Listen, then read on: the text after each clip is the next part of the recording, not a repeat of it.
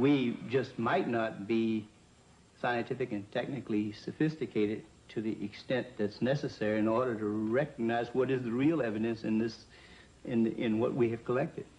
I think we should also think of other possible hypotheses. Suppose there are such things as interlocking universes, where forms of matter which don't mesh with ours except under strange conditions. To assume that we're on the level of intelligence that would of necessity be visiting us, if they have the ability to come here, there may be no common bridge of understanding.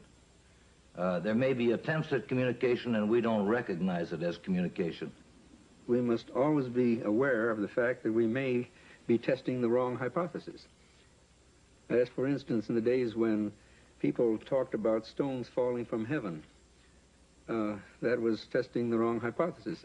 Meteorites do exist, the phenomenon exists, but they're not stones that fall from heaven. They're stones that the Earth collides with when they're in orbit around the sun. It's arrogant, egocentric, egotistical for us to think that we are the highest intelligences in the universe. I think that's completely preposterous. As far as the extraterrestrial intelligence is concerned, I believe it's out there. We have not been able to come up with a logical explanation. At least our scientists have not.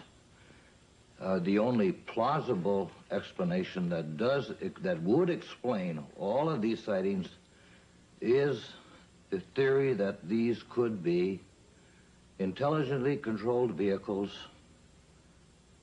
controlled by an alien species, alien to this planet.